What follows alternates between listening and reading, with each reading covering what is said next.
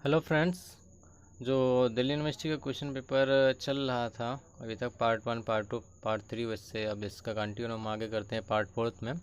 जैसे कि आप लोगों को फर्स्ट पार्ट से हम कहते आ रहे हैं, बताते आ रहे हैं कि दिल्ली यूनिवर्सिटी का जो क्वेश्चन पेपर होता है एंट्रेंस एग्ज़ाम का, वो 100 क्वेश्चन का होता है। और उसके बाद में फिर जो है प्रत्येक क्वेश्चन के जो है आपको 4 मार्क्स मिलेंगे और 1/4 माइनस मार्किंग होती है।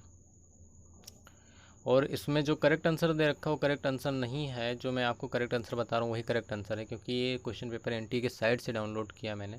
तो वहाँ पे उन्होंने अपने साइट्स में ये पेपर डालते हुए ये स्पष्ट रूप से कह दिया था कि ये क्वेश्चन जो आंसर जो है ज़रूरी नहीं कि सही हो, ठीक है। तो इसमें बहुत सारे क्वेश्चन के आंसर गलत दे रखे, जो मैं खुद करेक्शन करके आप लोगों को बता रहा हूँ, ठीक है। उस पर अगर आप लोगों को कोई डाउट है तो आप लोग कमेंट बॉक्स में बता सकते हैं। मैं चलिए शुरू करते हैं।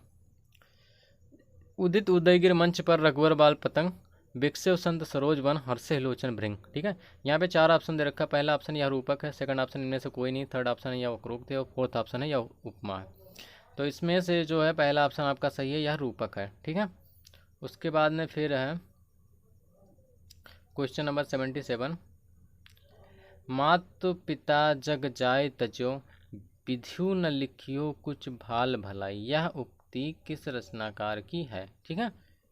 आपको बताना कि यह उक्ति जो है किस रचनाकार की है। तो यहाँ पे 4 ऑप्शन दे रखा है आप लोगों के समक्ष। पहला ऑप्शन है तुलसीदास, सेकंड ऑप्शन है कृष्णदास, थर्ड ऑप्शन है मलुकदास और चौथा ऑप्शन है रहीम, ठीक है। तो ये तुलसीदास जी की पंक्ति है, इसका पहला ऑप्शन जो है आप लोगों का सही है।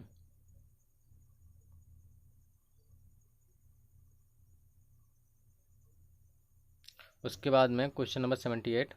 यह लकुट और कमरिया पर राज तिहूँ पुर को तज डारो, यह जो है उक्ति किसकी है, ठीक है। यह उक्ति किसकी आपको बताना है। तो अब आप लोग बताइएगा। इसमें 4 ऑप्शन दे रखा है। पहला ऑप्शन है सूरदास, सेकंड ऑप्शन है रसखान, थर्ड ऑप्शन है रसलीन और चौथा ऑप्शन है नाबादास, ठीक है। तो इसका जो करेक्ट आंसर होगा वो होगा रसखान। इसका ऑप्शन नंबर 2 जो है सही है, ठीक है। उसके बाद में अब जो है क्वेश्चन नंबर 79। तुलसी के वचनों के समान ही रहीम रहीम के वचन भी हिंदी भाषी भूभाग में सर्वसाधारण के मुख पर रहते हैं, यह उक्ति जो है किस आलोचक का है, ठीक है। आपको बताना कि यह उक्ति किस आलोचक का है। पहला ऑप्शन है इसमें हजारी प्रसाद द्विवेदी, सेकंड ऑप्शन है रामविलास शर्मा, थर्ड ऑप्शन है रामचंद्र शुक्ल और चौथा ऑप्शन है रामौर सिंह, ठीक है। तो आपको हम बता दें 79 नंबर क्वेश्चन का जो आंसर है वो दूसरा आंसर सही है इसका, रामविलास शर्मा, ठीक है। तुलसी के वचनों के समान ही रहीम के वचन भी हिंदी भाषी जो है हिंदी भाषी भूभाग के सर्वसाधारण के मुँह पर रहते हैं। उसके बाद में है क्वेश्चन नंबर 80। अभिधा उत्तम काव्य है, किस कवि की उक्ति है, ठीक है। अभिधा उत्तम काव्य है, किस कवि की उक्ति है। यहाँ पे 4 ऑप्शन दे रखा है आप लोगों को समझ। पहला ऑप्शन है देव, सेकंड ऑप्शन है आलम, थर्ड ऑप्शन है मतिराम और चौथा ऑप्शन है बोधा, ठीक है। तो इसका जो है अभिधा उत्तम काव्य देव की पंक्ति है, मतलब तो इसका जो पहला ऑप्शन है वो सही है। उसके बाद में खटमल बाईसी जो है किस रस की रचना है। यहाँ पे 4 ऑप्शन आप लोगों के समझ दे रखा है। रौद्र रस, श्रृंगार रस, हास्य रस, वीर रस, ठीक है। खटमल बाईसी किस रस की रचना है, तो इसका जो है थर्ड ऑप्शन सही, यानी हास्य रस। खटमल बाईसी जो है हास्य रस की रचना है। उसके बाद में है क्वेश्चन नंबर 82। प्रगतिशील साहित्य की समस्याएं किसकी रचना है। प्रगतिशील साहित्य की समस्याएं किसकी रचना है। यहाँ पे 4 ऑप्शन दे रखा आप लोग समक्ष। पहला ऑप्शन है रामविलास शर्मा, सेकंड ऑप्शन इनमें से कोई नहीं, थर्ड ऑप्शन है सूर्यकांत त्रिपाठी निराला और चौथा ऑप्शन है बाल मुकुंद गुप्त, ठीक है। तो इसका जो करेक्ट आंसर होगा 82 का वो होगा रामविलास शर्मा, ठीक है। पहला ऑप्शन सही है इसका। उसके बाद में 83 क्वेश्चन नंबर 83 है पथ के साथी किसकी रचना है। तो यहाँ पे चार ऑप्शन आप लोगों के समझ है। पहला ऑप्शन है निराला, दूसरा ऑप्शन है महादेवी वर्मा, तीसरा ऑप्शन है भारतेंदु हरिश्चंद्र और चौथा ऑप्शन है प्रेमचंद, ठीक है। तो पथ के साथी किसकी रचना है, ये जो है महादेवी वर्मा जी की रचना है। तो यहाँ पे इसका सेकंड ऑप्शन जो है सही है। फिर उसके बाद में है 84 क्वेश्चन नंबर है। तो इसमें भक्तन को कहा सीखरी सो काम, आवत जात पनहिया टूटी बिसर गयो हरिनाम, यह उक्ति किसके नाम से प्रसिद्ध है, ठीक है। यहाँ पे 4 पंक्ति है। पहला ऑप्शन है 4 ऑप्शन है। पहला ऑप्शन है कुंभन दास, सेकंड ऑप्शन है नाभा दास, थर्ड ऑप्शन है मलुक दास और चौथा ऑप्शन है परमानंद दास, ठीक है।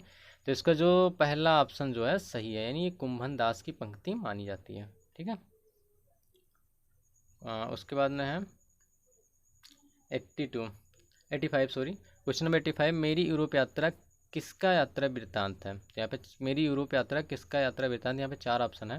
पहला ऑप्शन है राहुल संस्कृत्यान, सेकंड ऑप्शन इनमें से कोई नहीं, थर्ड ऑप्शन है सच्चिदानंद हीरानंद वात्स्यज्ञ और चौथा ऑप्शन है जवाहरलाल नेहरू। ठीक है, तो मेरी यूरोप यात्रा जो है राहुल संस्कृत्यान जी की रचना है, यात्रा वृत्तांत है इनका। ठीक है, तो इसका पहला ऑप्शन जो है सही है। उसके बाद में अब हम देखेंगे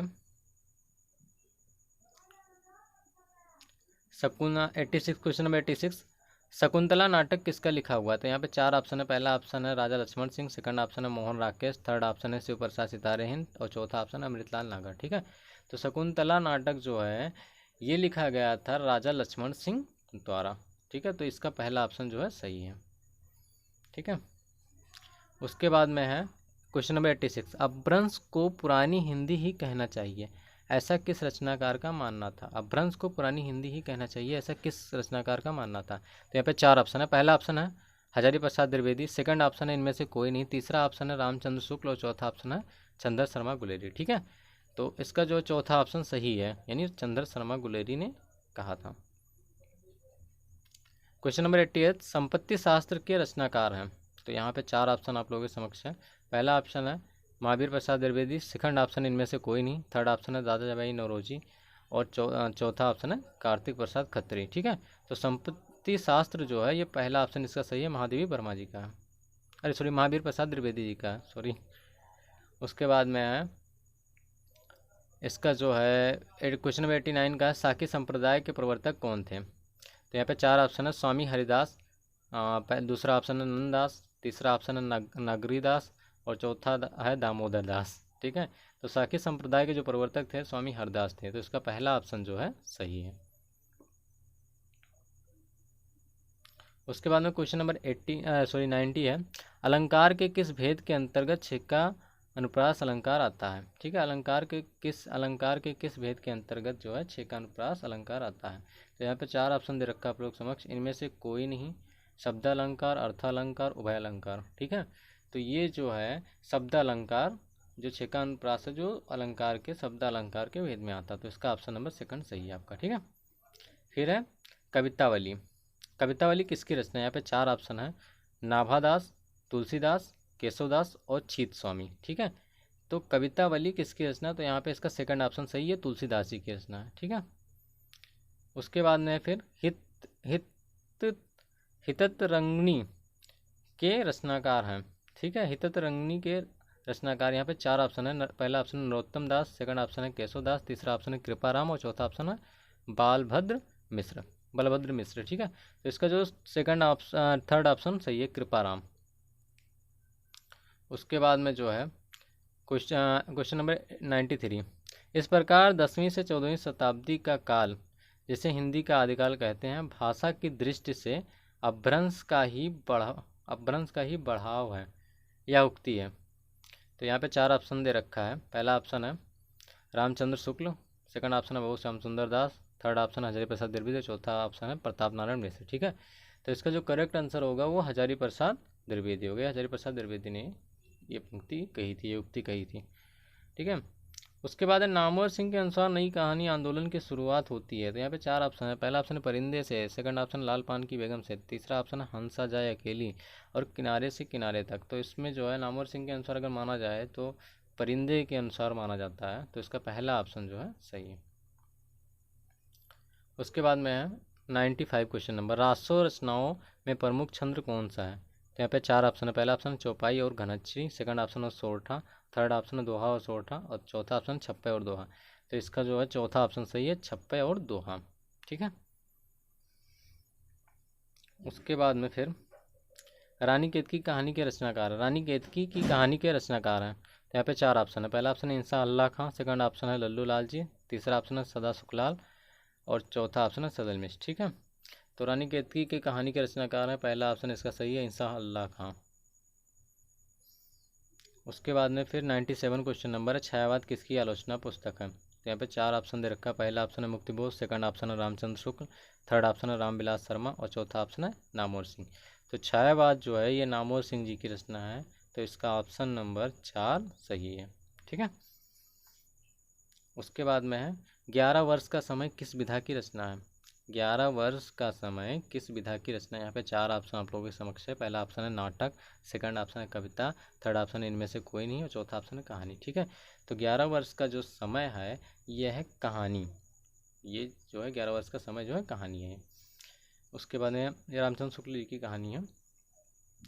उसके बाद में 99 हिंदी शब्द सागर की भूमिका किस वर्ष लिखी गई। यहाँ पे पहला ऑप्शन है 1934, दूसरा ऑप्शन है 1932, तीसरा ऑप्शन है 1930 और चौथा ऑप्शन है 1929। ठीक है, तो इसका चौथा ऑप्शन सही है, यानी 1929 में जो है हिंदी शब्द सागर की भूमिका लिखी गई थी, जो रामचंद्र शुक्ल जी ने लिखी थी। वही बाद में जो है विस्तृत होकर हिंदी साहित्य का इतिहास बना। उसके बाद में फिर है क्वेश्चन नंबर 100 यानी कह लें 100। चित्रावली किसकी रचना है। तो यहाँ पे 4 ऑप्शन है नरपत व्यास, पहला ऑप्शन, सेकंड ऑप्शन है मंजन, थर्ड ऑप्शन है उस्मान और चौथा ऑप्शन है पुहर। तो चित्रावली किसकी रचना है, तो यहाँ पे जो इसके जो है थर्ड ऑप्शन सही है, ये चित्रावली जो उस्मान की रचना है।